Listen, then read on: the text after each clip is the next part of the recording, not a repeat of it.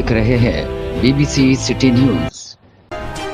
यहाँ ताज़ा तरीन खबर से आगाह करते चलें। कराची के 70 साला लोहार नसीमुद्दीन ने वर्ल्ड रिकॉर्ड बना डाला। एक हाथ से मुट्ठी में सेब तोड़ने के मुकाबले में इंग्लैंड को शिकस्त दे दी। नसीमुद्दीन ने 1 मिनट में 13 के मुकाबले में 18 सेब तोड़ डाले।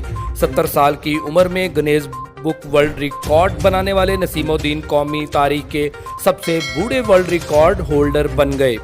गिनीज बुक वर्ल्ड रिकॉर्ड ने रिकॉर्ड मंजूर कर लिया। तस्दीकी ईमेल भी भेज दी गई। गिनीज बुक वर्ल्ड रिकॉर्ड ने रिकॉर्ड की तफसीलात अपनी वेबसाइट पर भी जारी कर दी। मजीद खबरों के लिए देखते रहिए BBC सिटी न्यूज कराची।